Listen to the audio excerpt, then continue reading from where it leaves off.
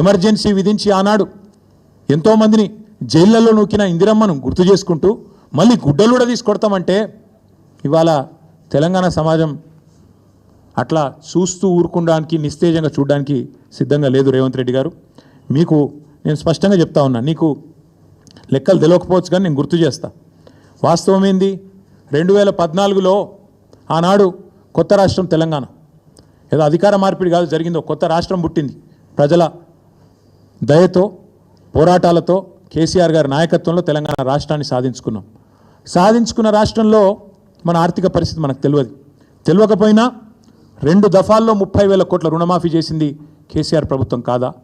ఆనాడు కరోనా వచ్చినా, పెద్ద నోట్ల రద్దు లాంటి సమస్యలు వచ్చినా, కొత్త రాష్ట్రానికి మోడీ గారు ఎన్నో రకాలుగా ఇబ్బందులు పెట్టే ప్రయత్నం చేసినా అన్నీ తట్టుకొని 30,000 కోట్లు రుణమాఫీ చేసింది కేసీఆర్ ప్రభుత్వం కాదా?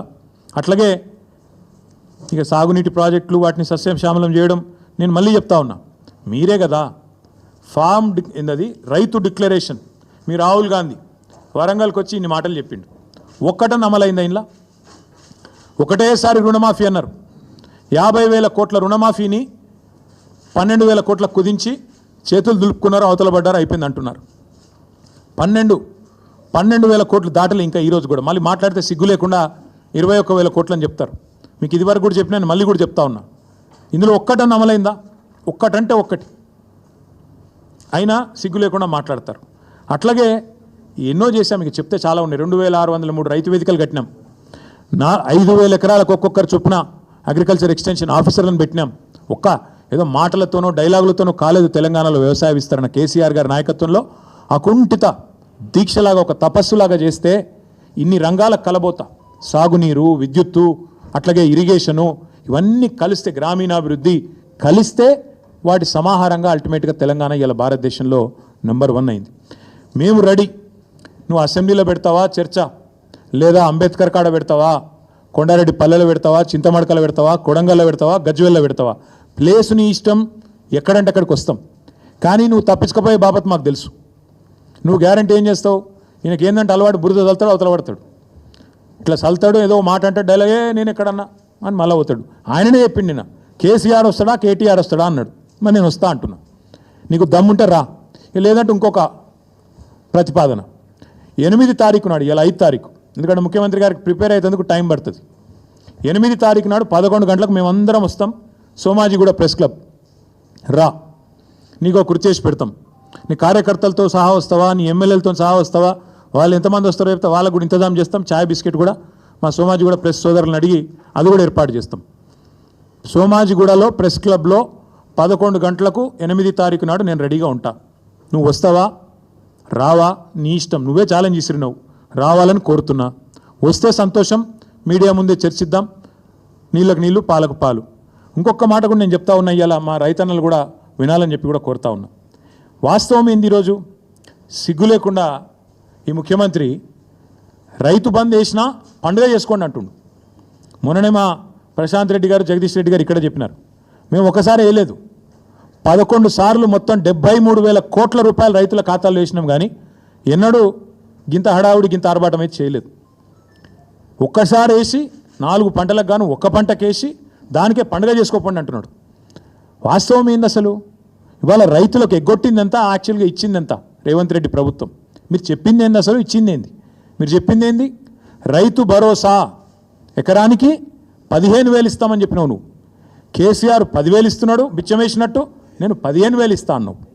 కేసీఆర్ 2 పంటలకు ఇస్తున్నాడు, నేను 3 పంటలకు ఇస్తా అన్నావు. ఇవాళ ఏం చేస్తున్నావు మరి? ఇచ్చినావు ఎక్కడన్నా 15,000?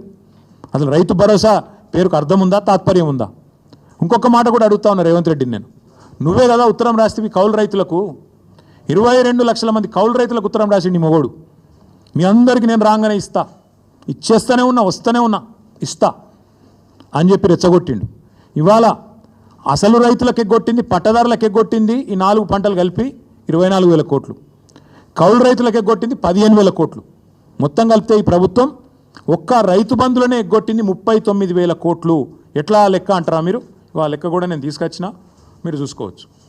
ఒక్కొక్క ఎకరానికి ఎంత ఎగ్గొట్టిండు, మొత్తం కలిపి 39,000 కోట్లు ఎగ్గొట్టిండు ఒక రైతు బంధుల్నే. ఇక రైతు రుణమాఫీ తీసుకుంటే అక్కడ దాదాపు 38,000 కోట్లు ఎగ్గొట్టిండు.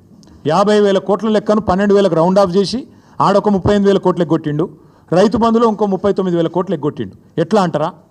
2023-24 రబీలో ఒక్కొక్క ఎకరానికి ఆనాడు 2,500 ఎగ్గొట్టిండు. 5,000 ఇచ్చి చేతులు దులుపుకున్నాడు. అప్పుడే ఎలక్షన్ అయిందన్నాడు.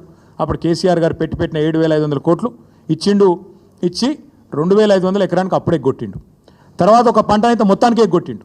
ఎందుకంటే కేసీఆర్ ఏమో నాట్లు వచ్చినప్పుడు వేసేది, నాట్లు వేసేటప్పుడు రైతు బంధు వేసేది. ఈయన ఓట్లు వేసేటప్పుడే వేస్తాడు, తర్వాత వేయడు. మా రైతు సోదరులకు నేను చెప్తున్నా, మళ్ళీ ఓట్లు దాటినాయంటే తర్వాత రైతు బంధు ఉండదు. దానికి రైతు బంధుకు రామ్ మర్చిపోండి.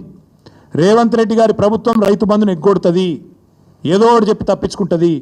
ఈ 2024-25లో అన్నాడు మొత్తం 23-24 వానాకాలంలో రబీల్నేమో 5,000 ఇచ్చిండు. మొత్తం 23-24 వానాకాలం ఏమో మొత్తానికి ఎగ్గొట్టిండు 7,500. అటెనక 2024-25 దానిలో కూడా మొత్తం ఎగ్గొట్టిండు 7,500. మొన్న మళ్ళీ 1,500. అంటే మొత్తం కలిపితే ఒక్కొక్క ఎకరానికి 19,000 బాకీ రేవంత్ రెడ్డి ప్రభుత్వం ఒక రైతు బంధుకి.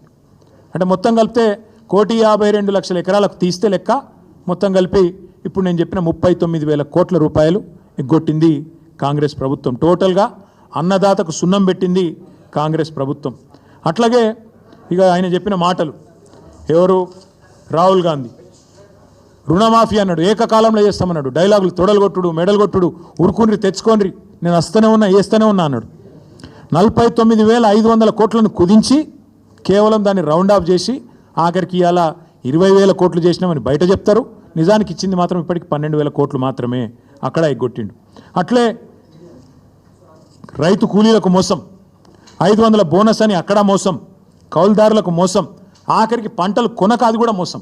కొంటే బోనస్ ఇవ్వాలి కదా, మొదలు వడ్లన్నిటికి ఇస్తామన్నారు, దొడ్డు వడ్లకు బోనస్ అని చెప్పిండ్రు. కానీ ఆఖరికి ఏం చేసిండ్రు, సన్న వడ్లకు అన్నారు. ఆ సన్న వడ్లకు గుడి ఇవ్వలేదు. ఆఖరికి మొత్తం మార్కెట్కి తెచ్చిన ధాన్యం 30% కూడా కొనలేదు. ఇది వాస్తవం. ఇక చెప్తా పోతే చాలా ఉన్నాయి, కానీ నేను ఒకటే చెప్పేది, ఇట్లా ఎన్నో రకాలుగా ఈ రైతులను మోసం చేసి